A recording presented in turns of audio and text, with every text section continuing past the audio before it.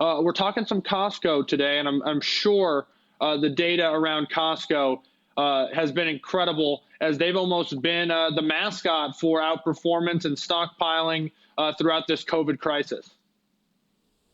Yeah, Costco was one of the first names that we really keyed in on whenever we were starting to watch the shifting consumer behavior, into COVID and into lockdown. And what we see is that purchase intent and demand, or people talking about shopping at Costco, or, purchasing the Kirkland brand of products, it's up about 255% year over year.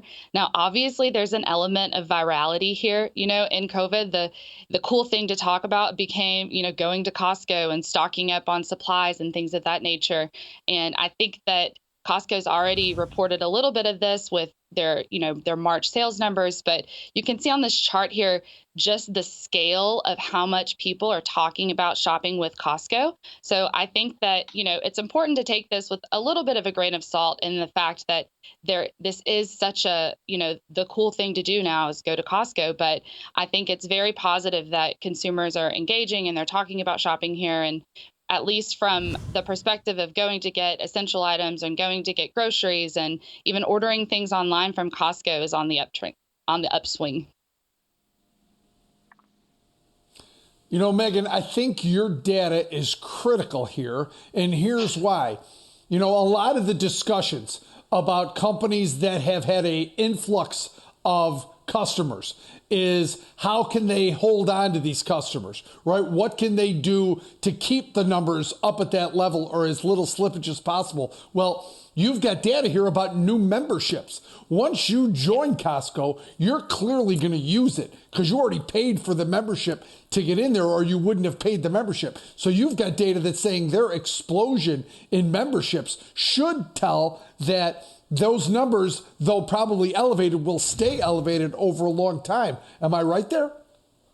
Yeah, I think that you hit on a really key point, and that's the long-term just consistency and the retainment of a loyal consumer base. You can see, so from March 12th through the end of May, the mentions of people getting a new Costco membership were up 78% year over year. So that's really significant. You can really see that uptick at the very far right of the chart. And so this is something that we look for as a long-term health indicator for this company, that, consumers realize that this is a company that they could turn to in a time of crisis. But now that they've got this membership and you've already paid for it for a year, you are definitely more likely to return. And what we see is that with Costco's consumer happiness levels, they like to shop there. So once you have them, they're hooked. Right. Yeah, and Megan, I think that's where it gets really interesting too, because whether they did it ironically or they did it because it's the cool thing to do, they still joined and they still are going into the store. And from what your data is showing there on happiness, they're liking their experience. They're probably likely to go back as a return shopper. All of these are positive things for Costco.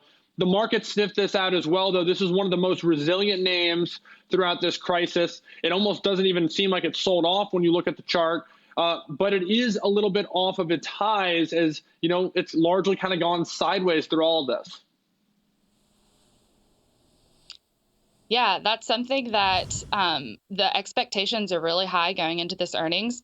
Something that our data can't take into account are other departments like travel, and I think optical, and things like the gas prices and things of that nature that could have negative impacts on Costco, especially as more people, sheltered at home or were unable to go in and utilize those services. So in that sense, we don't have an insight there, and that could be the only point of weakness that we can foresee. But especially as we anticipate, reopenings, and we see this almost extra surge in May of new memberships being created and people really going back into the stores and starting to resume some level of normalcy, we can expect those things to start to return to normal too. So I think from a long-term trajectory, the most positive indicator are those new membership subscribers, the new consumers that Costco has retained at least for another year.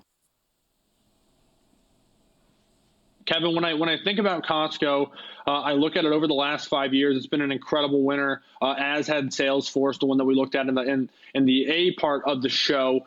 But when I look at Costco, it also falls into another similarity of Salesforce. It's a big company, over 400 and some million shares outstanding. This is over $100 billion in market cap. And you've seen the percentage gains that it's shown. But I think it's incredible when I hear some of these figures, year over year growth in terms of new membership that LikeFolio is seeing. Over 70% on a company this size is absolutely massive growth, Kevin.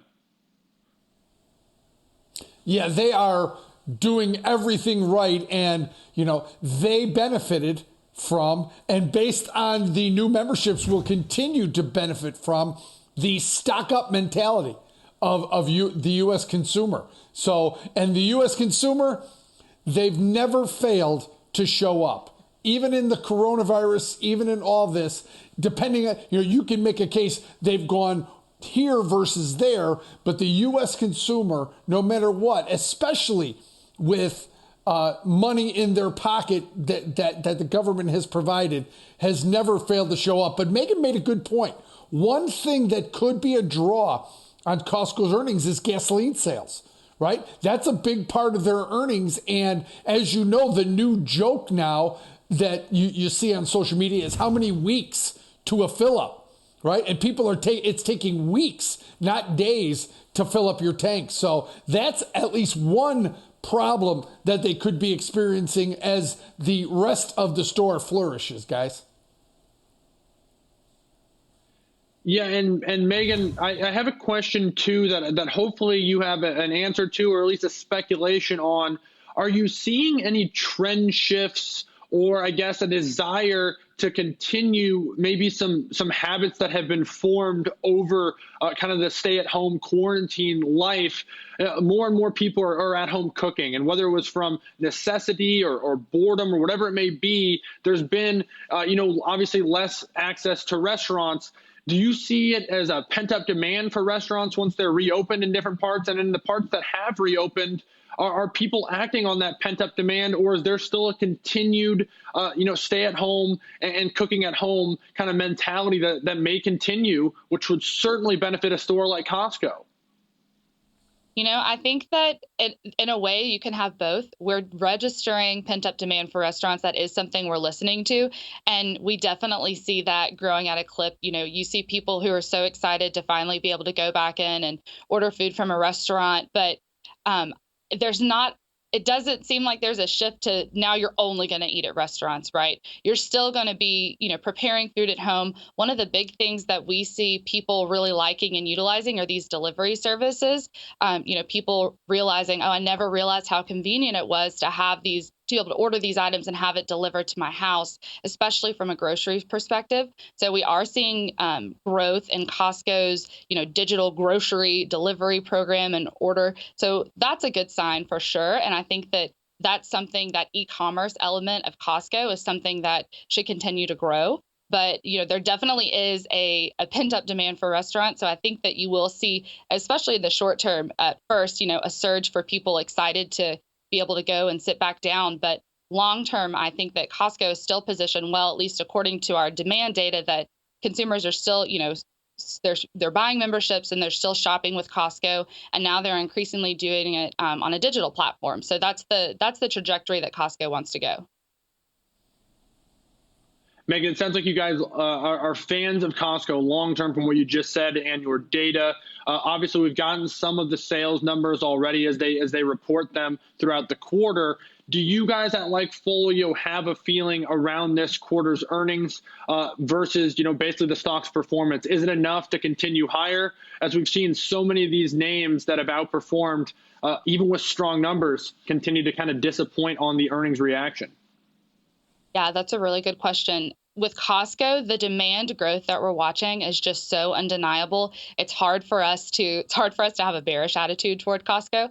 I think that expectations are really high, and it's important to note those elements that we may not be considering, like travel and other departments that have been closed. But I think that from a demand perspective, from a new membership perspective, Costco is recording some of the highest levels we've ever recorded. So, we have a bullish, or we're leaning bullish into earnings, and then long term as well.